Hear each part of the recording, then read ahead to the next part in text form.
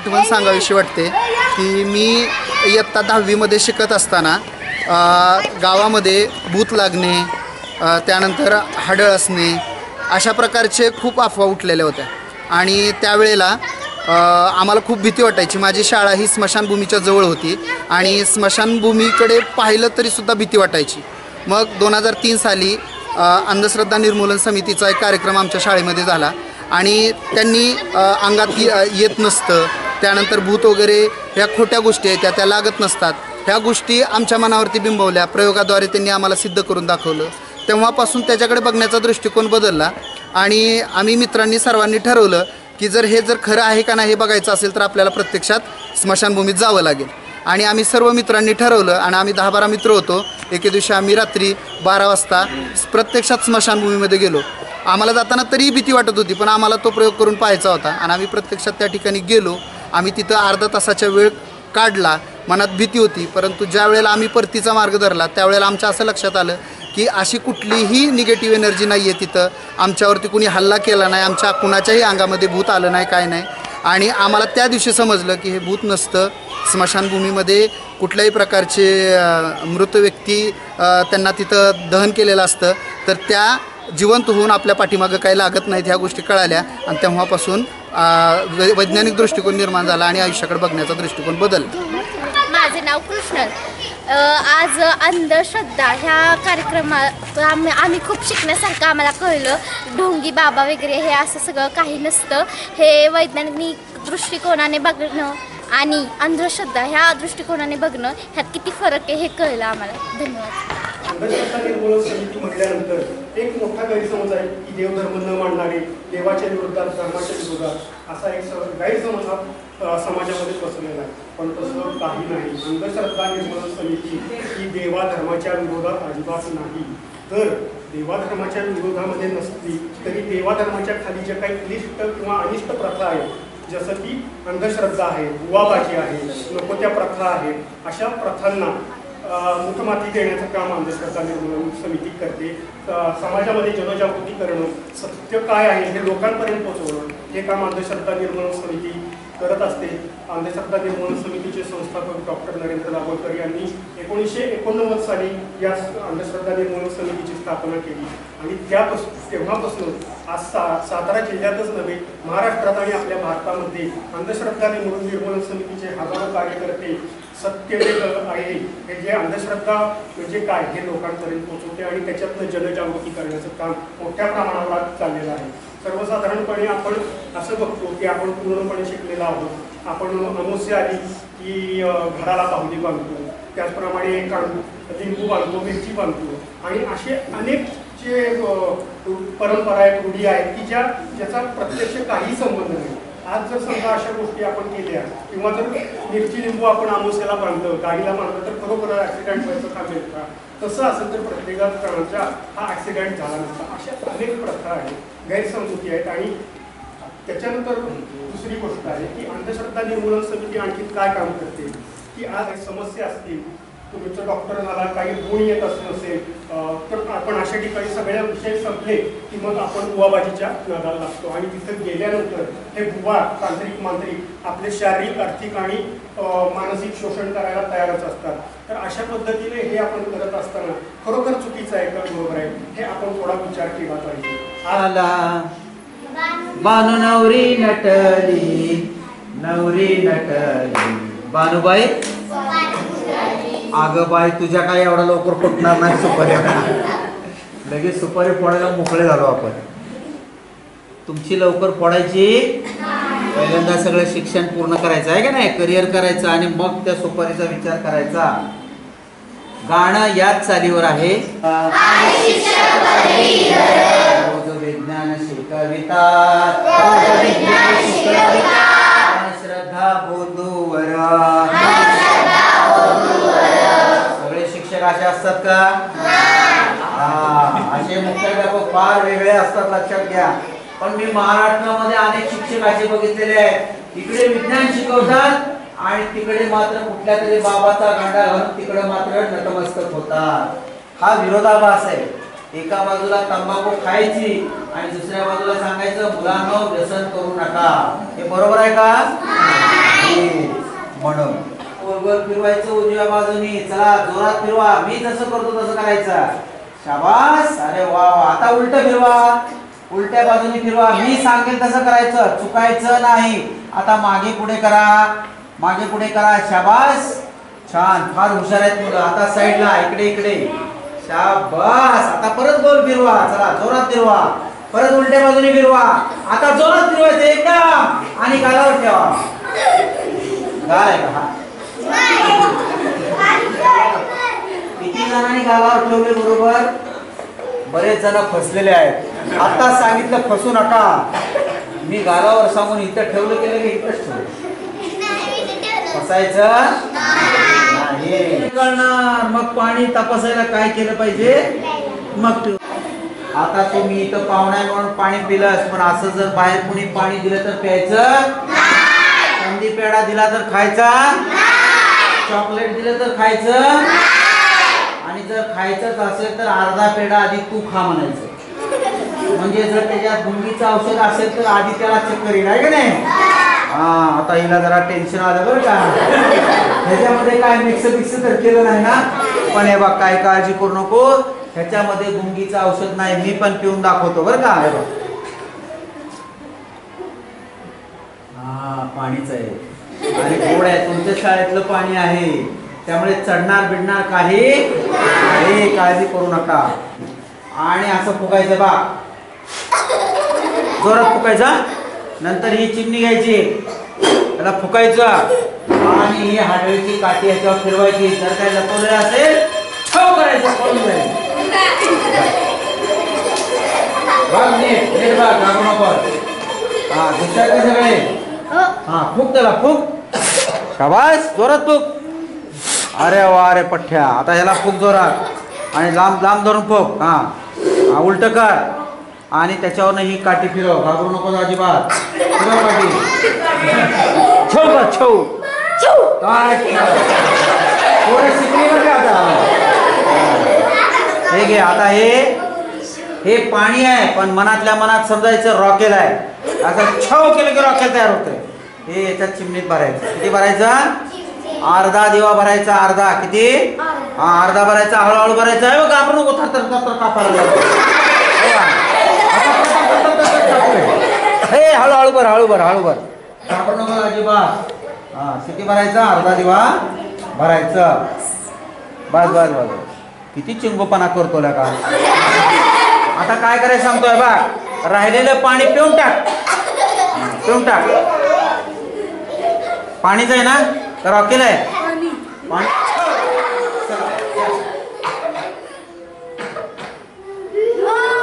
या ठिकाणी दिवा प्रज्वलित झालेला आहे. याचा अर्थ काही करणे नाही असं म्हणतात. आणि याच्यामुळे आपली दुनिया सगळी फसते. आता पाण्याने आग लागते का विझते? विझते. पण इथं पाण्याने आग लागलेली आहे. पाण्याने दिवा कसा पेटला हे मी तुम्हाला शिकवणार आहे. आवडेल ना शिकायला? पण एक अट आहे. कुणीही शाळा सोडून बुवाबाजीचा धंदा मात्र घरी टाकायचा नाही. आता बरेच पालक आलेले आहेत. बरं आहे म्हणणार आपला उद्योग शाळा शिकण्यापेक्षा उद्योग केलेला बरा. आज डोकं सिद्ध करून दाखवायचा. हे बघ, पहिला असे दोन्ही पंजे एकमेकात घट्ट पकड. शाबास. तू पण पकड. वारे पैलवान. सोडायचं ना बरं का. आता काय करायचं? हा लंगर त्याच्यात पकडायचा. पकड. हात सोड. आता पकड. अरे वा. शाबास. तू पण पकड त्याला. काय हुशार आहेत पैलवान दोन्ही. गोळा सोपळे. आता काय करायचं सांगतो. पैलवान सगळी ताकद पणाला लावायची. सगळी ताकद पणाला लावायची आणि या लंगराला जोरात ओढायचं. एकमेकाला सगळी ताकद पणाला लावायची. लंगर जोरात ओढायचा. ओढला की लंगर इथं तुटेल बरं का. तुटला की ह्याला बाहेर येईल. पण अट एक आहे. पैलवान काय करायचं माहितीये का? तुम्हाला वेळ देणार आहे, नाहीतर दिवसभर हेच करत बसा. एवढा वेळ आपल्याकडे नाही आहे. तुम्हाला 10 सेकंद देणार. किती? तुम्ही जरा पहिलीच्या वर्गात जाऊन 1 ते 10 मोजायचं. जमेल ना? 1 ते 10 म्हणायचं. मी म्हणल्या सुरू म्हणल्यावर सुरू करायचं. 1 2 3 म्हणले. थांबा. 1 2 3 म्हणल्यावर सुरू करा. अरे थांबा. किती काय झाले पैलवानांना? पण हे बघ पैलवान, हात सोडायचा नाही तर हे पैलवान जाऊन पैलवान तू पण हात सोडायचा नाही तर हे जाऊन तिकडे चला सोडायचं नाही. 1 2 3 म्हणल्यावर 1 2 3 सुरू.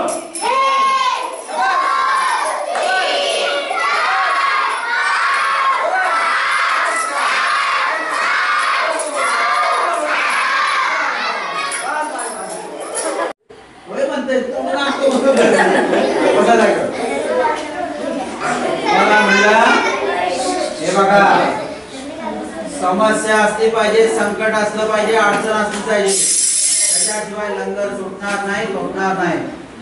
कोण आहे का असा 100% बाहेरची बाधा आहे. मी तुम्हाला म्हणलं ना, नुसता टवकारून बघतोय पण ह्याचं मन मात्र बाहेर आहे. हात जोड, रागाने माझ्याकडे बघतोय. तुझं कल्याण करायला तुला इथं बोलतो. चला मग अशा आलेल्या एक पैलवान कोण आहे उठा जरा. तू एक असताना हा आता हा तुझ्यावरून उतरून टाकणार आहे नारळ. थोडे दाब आहे जर आता इथं जोरात फोडायचं आहे दगडावर. फोड फोड जोरात. अरे फोड की जोरात. अरे पट्ट्या मार जोरात. आहे फुटतोय का बघ पैलवान. फोड जोरात अजून.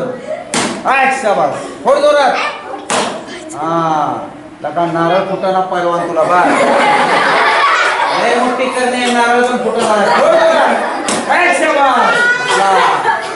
बाबा तुला आता प्रसाद खायला देतो कारण तुझ्या मागची इडापिडा सगळी निघून जाणार आहे. हे बा मॅडम नीट लक्ष द्या. नारळामध्ये खोबऱ्याच्या ऐवजी रिबन निघालेली आहे. हे पैलवान धर हातात. हा तू इकडे धर, तू इकडे धर. आणि हे बाकी काय निघाले बघा बा, हिरवी बांगडी निघालेली आहे. आता बांगडीने रिबन कोण रे घालतं? 100% हडळी लागलेली आहे. त्याच्यामुळे तुला काय विचारलं की नाही म्हणायची सवय. पण ह्याच्या मागे लई मोठी बाधा झालेली आहे. हे मी इथं सिद्ध करून दाखवलेलं आहे.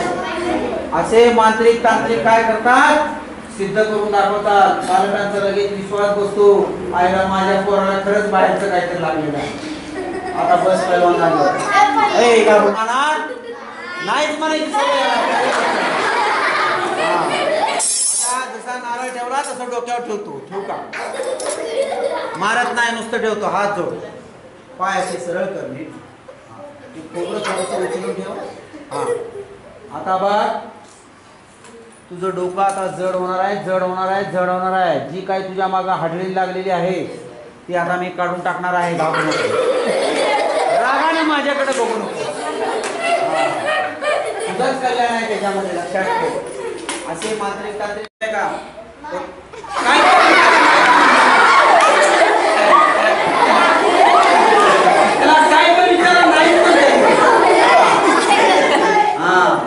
आता डोकं जड होणार आहे, जड होणार आहे, जड होणार आहे. डोकं जड होत. हे काय सांग? पोट आहे. बर हे काय? हे काय? हे काय? कपाळ. आणि हे वर्ष काय? केसाला हात लावला तर डोकं आहे. बाहेरची बाधा झाल्याची लक्षण आहे, दुसरं काय नाही. मंत्र म्हणणार आहे आणि याची सगळी इडापिडा टाकणार आहे. मांत्रिक तांत्रिक अशा पद्धतीच्या दरबारामध्ये लोकांना गंडवतात. लक्षात घ्या, अशा व्यक्तींवर विश्वास ठेवायचा नाही. आता पॉवरफुल मंत्र म्हणणार आहे, घाबरू नकोस.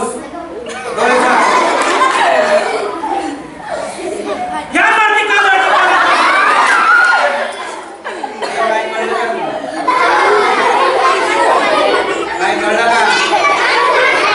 कळू नये म्हणूनच मंत्र आहे. जर तुम्हाला कळला तर आमचा धंदा कसा वाटतो. मंत्र आता तुम्हाला समजणारा म्हणणार आहे. हे दुखतं का कधी? काय?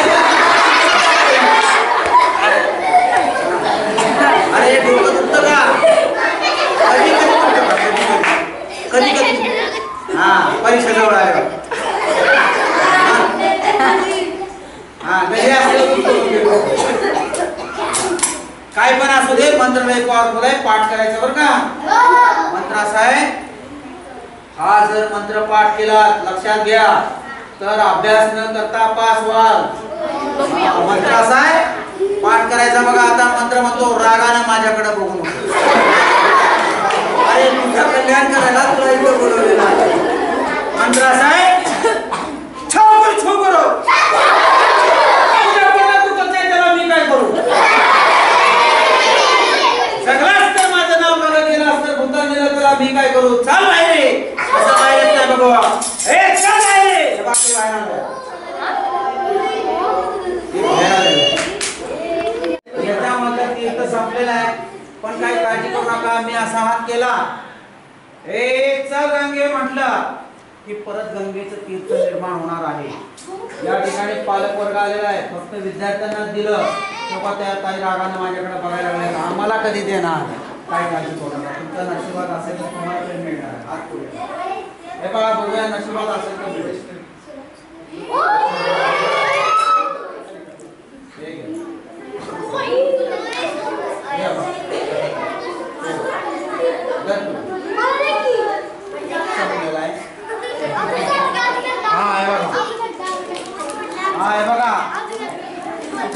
तिकडे कोपऱ्यात सर बसलेले आहे, त्यांना टेन्शन आलेलं आहे. सगळ्या पोरांना देण्यावर माझा कधी नंबर लागणार. पण सर काय काळजी करू नको, तुम्हाला पण देतो. या तुमच्या नशिबात असेल तर तुम्हाला मिळा.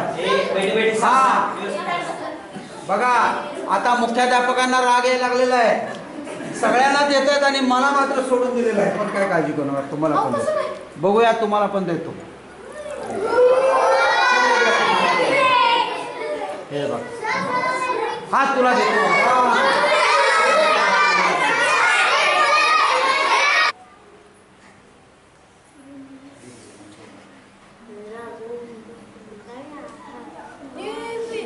पायावर घे. बघा, अनेक जत्रा यात्रांमध्ये, कुंभमेळ्यांमध्ये अशा प्रकारे खेळाच्या पाटावर चालतात, नाचतात, झोपतात आणि असं सांगतात की याच्या मागे दैवी शक्ती आहे. 1-2 वर्ष नाही तर 21 वर्ष तपश्चर्या करायला लागते असं सांगतात. कुठलीही तपश्चर्या न करता आता तुमचे विद्यार्थी पण याच्यावर चालतील, झोपतील. धन्यवाद राजेश, उभा राहा. आता मला 2 विद्यार्थी आणि 2 विद्यार्थिनी. चाल, काही होणार नाही. चाल, शाबास. अरे वा, जोरदार टाळ्या वाजवा याच्यासाठी. बघा, शाबास. सावकाश सावकाश, गडबड करू नको. हा चल, शाबास. अरे वा वा, शाबास शाबास शाबास.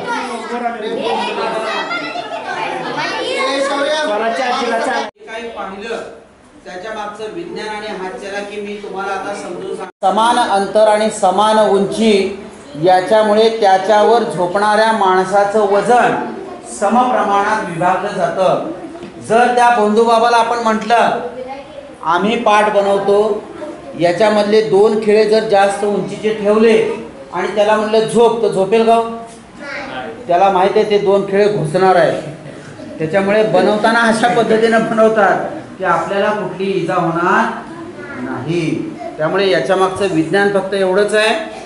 आता आपण समजून घेऊ. ते खोल पाडलेलं आहे ते बरोबर ओळखलं. भरून याच्यात भरलो ना, नंतर आपण उलट केलं तर त्याच्यात पाणी नसणार आणि सरळ केलं तर पाणी येणार. बरोबर. आता याच्यामध्ये या छिद्रामधून आत जाते. छिद्रामधून आत गेल्यानंतर काय होतं, हवेच्या दाबाने या फुगीर भागामध्ये जे काही पाणी आहे ते आत यायला सुरुवात होते. बघा, दिसतंय का पाणी यायला. आणि वयात येणाऱ्या मुलांचे जे काही प्रॉब्लेम्स असतात हे प्रॉब्लेम्स या पुस्तकामध्ये सांगितले गेलेले आहेत. त्यानंतर आपण बघतो, काल मी तुम्हाला सांगितलेलं होतं की भूत काढलं जातं, झपाटलेलं असतं. तुम्ही मुलांनी मला भरपूर अनुभव सांगितलं. तर असे भूत वगैरे, भीती, उकडलेलं अंड टाकलेलं असतं, लिंबू मिरच्या बांधतो आपण गाडीला, चौकटीला बाहुली बांधतो, असं कुठलाही प्रकार जर असेल तर त्याच्याविषयी वैज्ञानिक दृष्टिकोन या पुस्तकात लिहिलेला असतो. कशा प्रकारे बंधुबाबा हे आपल्याला लुबडतात, पैशाची लुबडणूक करतात आणि आपल्या भोळ्या बाबड्या मनावर ते वाईट मार्गाने त्याच्यावर संस्कार करतात. त्याचे जे वृत्तांत आहे ते या पुस्तकात लिहिलेलं आहे. त्यानंतर डॉक्टर बाबासाहेब आंबेडकरांनी एक छान आपल्या भारत देशाचे संविधान लिहिलेलं आहे. या संविधानामध्ये या अशा बंधुगिरीला विरोध करणारे जे काही कलम आहेत, जे काही कायदे आहेत, ते कायदे कशा प्रकारचे आहेत आणि त्या लोकांना कशा प्रकारे शिक्षा व्हावी याचं सर्व वृत्तांत या कायद्याच्या पुस्तकामध्ये, संविधानाच्या पुस्तकामध्ये लिहिले गेलेले एक छोटंसं पुस्तक आहे.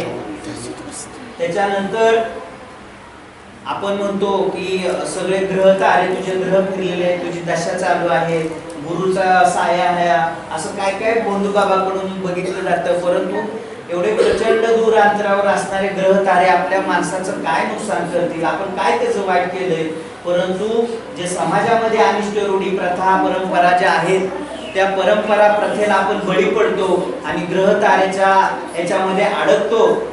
ते ग्रह तारे आपलं कुठलंही नुकसान न करता ते ग्रह तारे आपल्या निसर्ग निर्मित कार्य करत असतात आणि त्याचा फायदाही बंधू बाबा घेत असतात. त्याचा वृत्तांत या ग्रह ताऱ्याच्या पुस्तकामध्ये लिहिलेला आहे. त्यानंतर बुवाबाजी घातक जाळे. महाराष्ट्रामध्ये अनेक असे म्हणजे दिसणारे प्रकार कमी आहेत पण दिसणारे प्रकार भरपूर आहेत. मला वाटते एक 15 ते 20 घरामागे एक बुवाबाजी असेल, आज सुद्धा चालू असणार आहे, परंतु तो दृश्य स्वरूपात पुढे येत नाही. अशा बुवाबाजींचा प्रतिकार कसा करावा, त्यांच्या विरुद्ध लढा कसा निर्माण करावा, आपली मेंदू जागृत कसा ठेवावा याचं वृत्तांत आणि हा सेट आहे पूर्णपणे. डॉक्टर नरेंद्र दाभोळकर हे या समितीचे अध्यक्ष होते. त्यांनी संस्था स्थापन केली, वाढवली. आज संपूर्ण महाराष्ट्रामध्ये ही संस्था कार्य करत आहे. त्याचा वृत्तांत या पूर्ण सेट मध्ये आहे आणि हा पूर्ण सेट आहे. तर माझी विद्यार्थ्यांना विनंती असेल की तुम्ही ही पुस्तकं घ्यावी आणि ती घरी वाचावी आणि आपल्या परीनं आपल्या कुटुंबामध्ये आई वडिलांना सांगावं, मित्रमंडळींना सांगावं, मैत्रिणींना सांगावं. अशा प्रकारचं हे अभ्यासासोबत फक्त अभ्यासाची पुस्तकं न वाचता आपण अशी सोशल पुस्तकं जर वाचली तर आपण भविष्यामध्ये आयुष्य जगत असताना कुठल्याही बंधुगिरीला बळी पडत नाही आणि आपलं आयुष्य सुखी आणि सुंदर होतं. मी परत एकदा आज या ठिकाणी नगरपालिका शाळा क्रमांक 6 मध्ये अंधश्रद्धा निर्मूलन समिती यांच्यामार्फत राज्य कार्यकारिणी सदस्य आदरणीय प्रशांत पोद्दार सर या ठिकाणी उपस्थित झालेले आहेत. त्यांनी गेले 1 तासभर विद्यार्थ्यांमध्ये विज्ञान जागृती निर्माण करण्याचं काम केलेलं आहे. समाजामध्ये विविध प्रकारच्या अनिष्ट रूढी परंपरा चालीरीती आहेत. मुलांच्यामध्ये आम्ही पाहिलं तर खूप मोठ्या प्रमाणामध्ये अंधश्रद्धा लपलेली होती आणि डॉक्टर पोद्दार सर आणि त्यांच्या टीमनं या ठिकाणी येऊन विद्यार्थ्यांच्या मधील अंधश्रद्धा दूर करण्याचं काम केलेलं आहे. त्यांनी वेगवेगळ्या प्रकारचे प्रयोग करून दाखवले. ते प्रयोग करण्यामध्ये विद्यार्थ्यांचाही सहभाग घेतला. त्यामुळे समाजामध्ये ज्या रूढी परंपरा आहेत, अंधश्रद्धा आहेत, बुवाबाजी आहेत, अशा विरुद्ध उठाव करण्याची ताकद आज त्यांनी आमच्या मुलांमध्ये निर्माण केलेली आहे. स्वर्गीय डॉक्टर नरेंद्र दाभोळकर यांनी स्थापन केलेल्या अंधश्रद्धा निर्मूलन समिती या ठिकाणी महाराष्ट्रामध्ये आणि सातारा जिल्ह्यामध्ये मोठ्या प्रमाणात चळवळीचं काम सुरू आहे. विद्यार्थी दशेत असताना विद्यार्थ्यांना अनेक प्रकारच्या बंधुगिरीला सामोरे जावं लागतं आणि भविष्यामध्ये अशा कुठल्या प्रकार त्यांच्याकडून घडू नये आणि त्याचा बळी ठरू नयेत विद्यार्थी. म्हणून या ठिकाणी हे अंधश्रद्धा निर्मूलन समिती डोकं चालवा चळवळ या ठिकाणी सुरू केलेली आहे आणि त्याला आम्ही आवाहन केल्यानंतर विनामूल्य या ठिकाणी दाभोळकर सरांचे शिष्य पोद्दार सर या ठिकाणी आले आणि गेले 1 ते 1.5 तास या ठिकाणी मुलांच्यामध्ये प्रवचन आणि प्रयोगात्मक कृती करून मुलांच्यामध्ये जनजागृती निर्माण केलेली आहे. मी सरांना धन्यवाद देतो आणि त्यांच्या पुढील वाटचालीसाठी शुभेच्छा देतो. पुनश्च धन्यवाद. केळेकर, नगरपालिका शाळा क्रमांक 6 मध्ये उपशिक्षिका आहे.